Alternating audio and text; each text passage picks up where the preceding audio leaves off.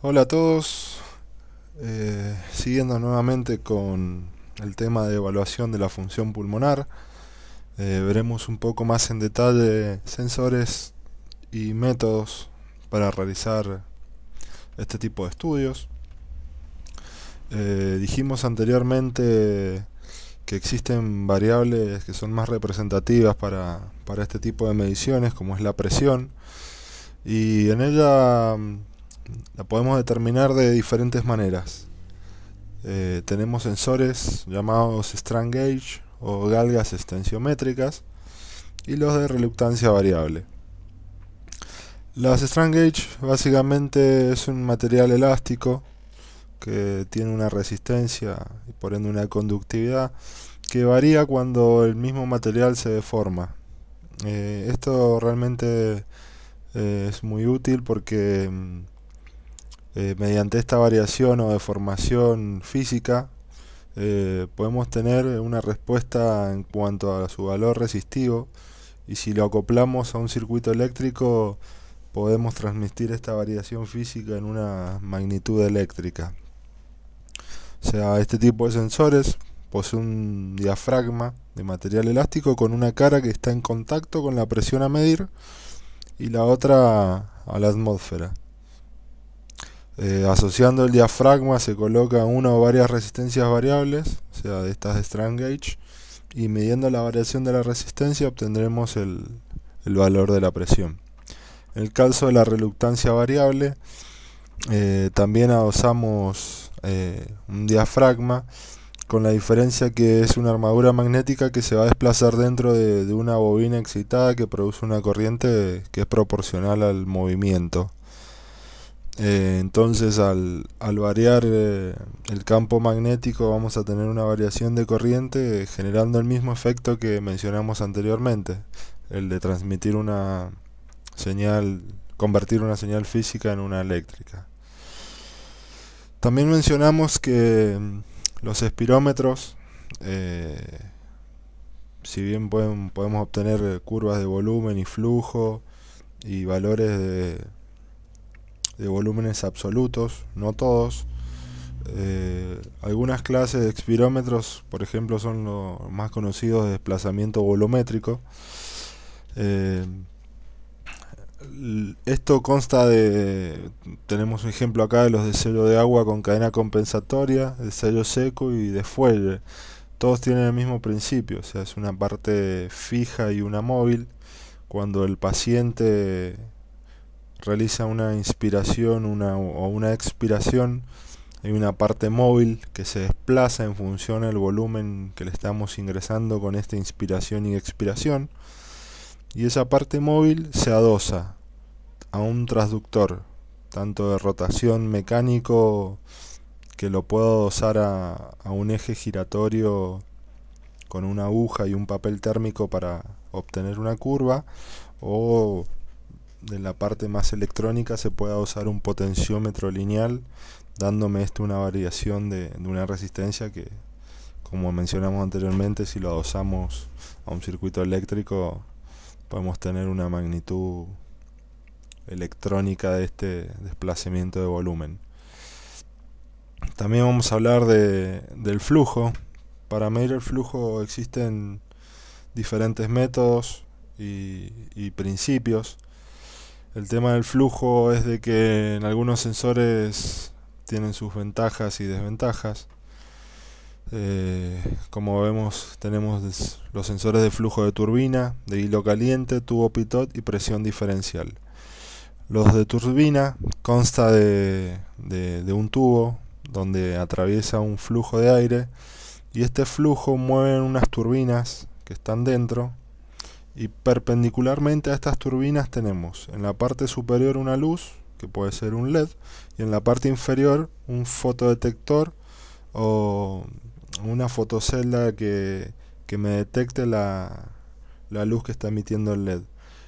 La idea es de que como el flujo es proporcional a la rotación de la turbina, y la turbina me va a dejar pasar más o menos luz en función de la velocidad que gire, puedo hacer mediante un circuito eléctrico obtener una señal de esa fotocélula una señal eléctrica que va a ser proporcional al giro de la turbina y al flujo que lo atraviesa. Es una medición indirecta del flujo. En este caso no podemos medir en qué dirección está circulando el flujo, solo tener una idea de su proporción. El de hilo caliente también es un tubo por donde circula el flujo, en donde tenemos un hilo conductor que está caliente. Este hilo puede ser de materiales como el tungsteno, que soportan altas temperaturas. El hilo está adosado a un circuito eléctrico, el cual lo calefacciona, o sea, le hace circular una corriente eléctrica por él, dando una temperatura constante. Al flujo atravesar el hilo, lo enfría, entonces nuestro circuito eléctrico tiene que aumentar la corriente para mantener la temperatura constante, y esa variación de corriente es la que lo tomo como dato para saber el flujo que me está recorriendo ese tubo. En algunos más modernos tienen un sensor de temperatura para medir la temperatura del gas y hacer una compensación para que sea más estable esta medición. En este caso tampoco podemos medir la dirección del flujo. Tenemos otro tipo de flujímetro, el de tubo pitot, que este principio de medición es indirecto también, porque medimos presiones. Mediante la medición de dos presiones, una estática y una dinámica, la presión estática se mide perpendicular al flujo de aire que lo atraviesa, y la presión dinámica es medida contra el flujo de aire, o sea, siendo proporcional a la densidad y al cuadrado de la velocidad, o sea, por medio de una ecuación matemática. Y con estas dos presiones podemos determinar el caudal del flujo que los atraviesa. Dependiendo cómo coloquemos estos tubos, podemos llegar a realizar mediciones bidireccionales y saber en qué sentido circula el flujo. El problema de este tipo de sensores es que es afectado por la composición del aire, ya que la medición depende también de la densidad del flujo que lo atraviesa. Por último tenemos los flujímetros de presión diferencial. Estos dispositivos poseen una resistencia que está interpuesta al flujo, y la variación de presión que produce esta resistencia nos da como valor un flujo.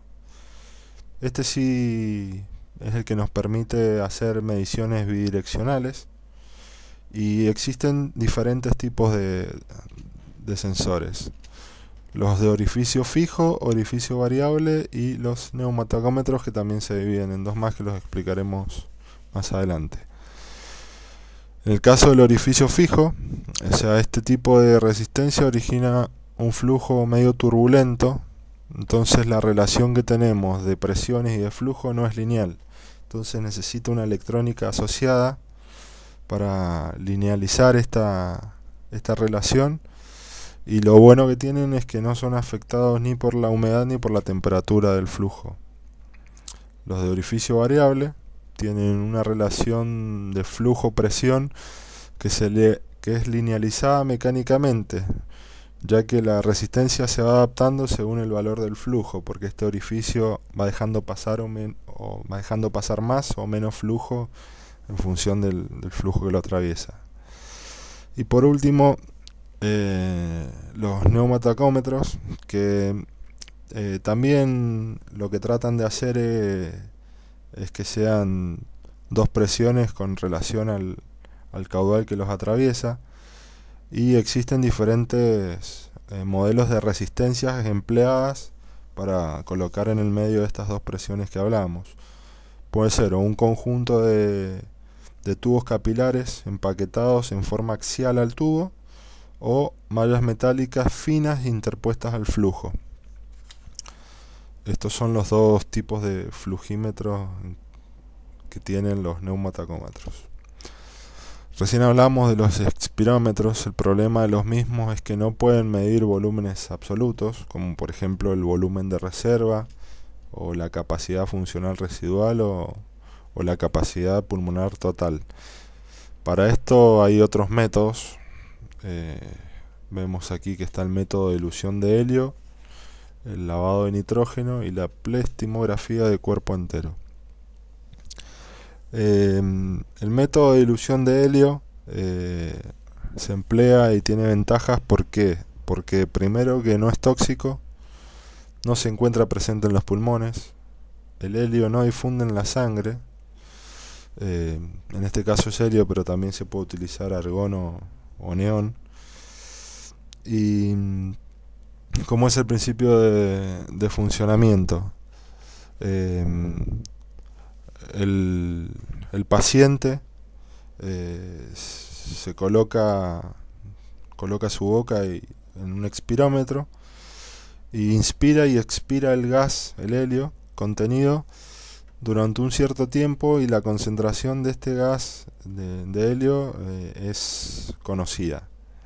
Luego de un par de minutos realizamos la medición del helio y podemos saber qué es lo que el paciente inspiró y expiró, dándonos una noción del volumen. En el caso del lavado de nitrógeno, lo que se hace es que el paciente respire aire ambiente a concentraciones de nitrógeno conocidas normalmente, y luego se le hace inspirar oxígeno al 100%. Se mide la concentración de nitrógeno en cada expiración, y como el oxígeno es puro y no contiene nitrógeno, en cada exhalación va disminuyendo la concentración de nitrógeno hasta que sea aproximadamente inferior al 2%. Luego la concentración de nitrógeno se mide por espectroscopía de emisión atómica y nos da una noción del volumen pulmonar. Y la plestimografía del cuerpo entero, que ya es un poco más compleja, se toman mediciones en una cabina, la cual tiene un volumen constante interno, está sellada herméticamente y se realiza en 2 etapas. El paciente respira normalmente en el interior de la cabina y luego de una inspiración normal se cierra la válvula que impide la entrada y salida de aire en los pulmones. Al realizar el esfuerzo inspiratorio, los pulmones aumentan de volumen sin que ingrese aire, o sea, su presión disminuye. Y este aumento de volumen es calculado a partir del aumento de la presión de la cabina, dándonos una idea del volumen. Esto es la medición de volúmenes absolutos. Otro dato que es importante tener en cuenta es la capacidad de difusión pulmonar, que esto nos da una noción de qué tan bien están funcionando nuestros alvéolos y cómo es la difusión entre los alvéolos y la sangre. Existen algunos factores que afectan a esta difusión, por ejemplo la barrera alvéolo capilar,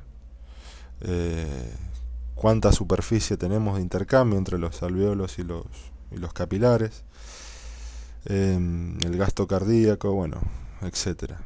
Existen 3 formas de medirlo: por el test de DLCO, la cromatografía de gases y la conductividad térmica. Este tipo de métodos los explicaremos a continuación o en videos futuros. Muchas gracias, espero que sea de utilidad y nos vemos en poco tiempo.